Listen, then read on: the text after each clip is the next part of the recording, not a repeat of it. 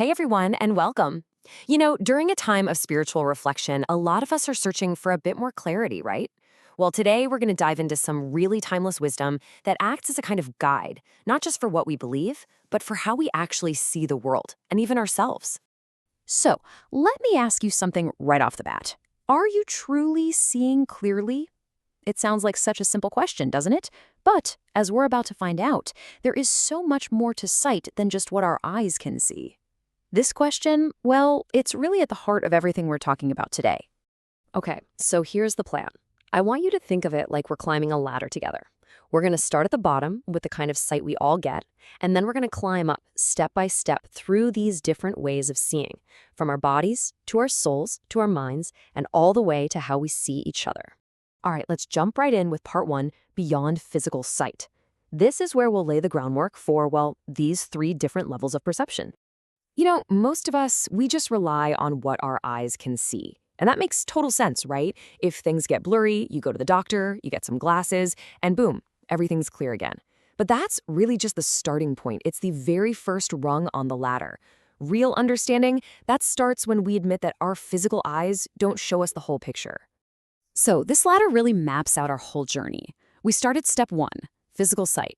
That's the body. Then we move up to step two, which we're going to call soul sight. Think of this as seeing with your heart. And finally, we climb to the top. Step three, mind sight, which is all about real practical wisdom. Okay, so let's climb up to that next rung, developing soul sight.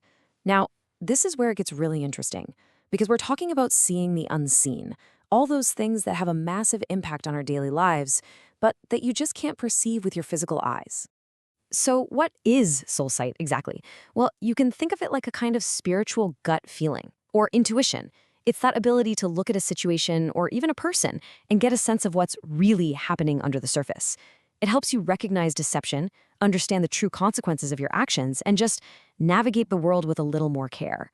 And what happens when we don't have it? Well, you get what you could call soul blindness.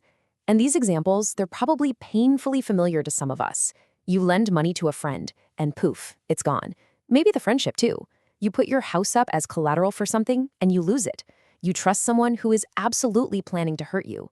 See, this isn't about being cynical. It's about being smart, being discerning. And this is where that old saying comes in: measure 7 times and cut only once.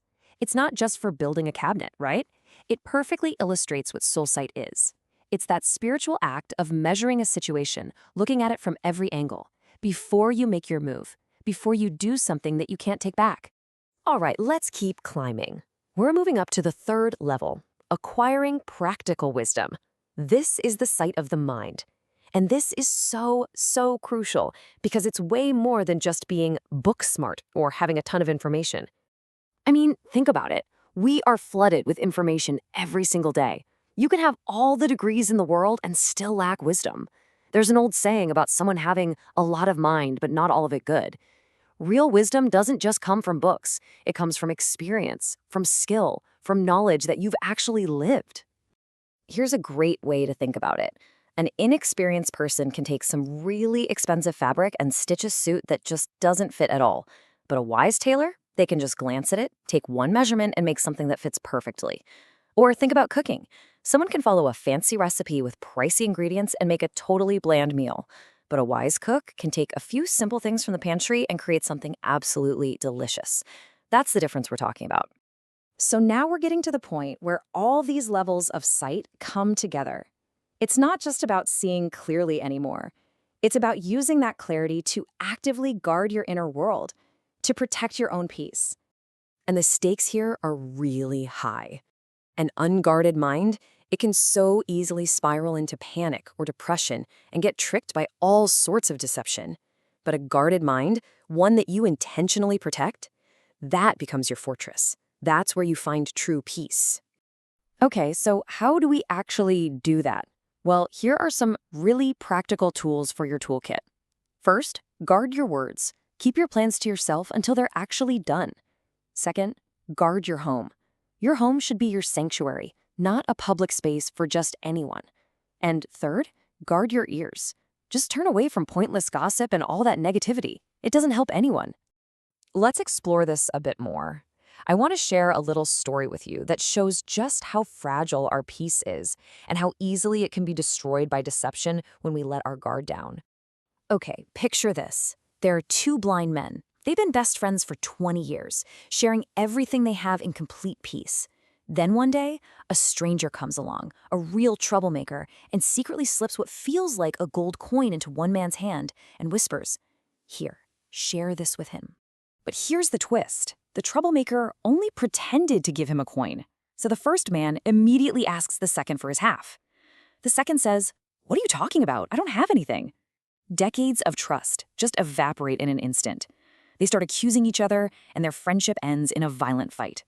A single, unseen lie completely destroyed their peace. And that story leads us right to the top of our ladder, and maybe the toughest step of all. We're talking about the danger of judging others. This is the ultimate test of a guarded mind.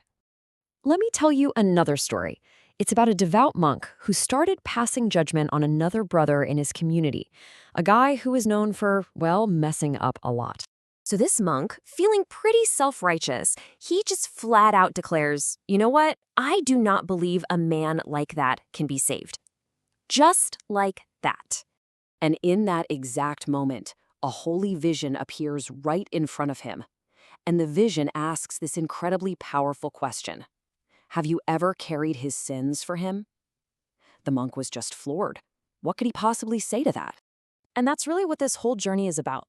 It's about climbing that ladder. We go from seeing with our eyes, to seeing with our soul, to seeing with a wise, guarded mind. And the whole point, the very peak of it all, is to get to a place where we gain the strength and compassion to cover the faults of others, not put them on blast for everyone to see. So, as we wrap this up, I've got one last question, and it's not for me to answer. It's for you. After climbing this ladder with me today, what's one step you can take right now to start seeing the world and the people in it just a little more clearly?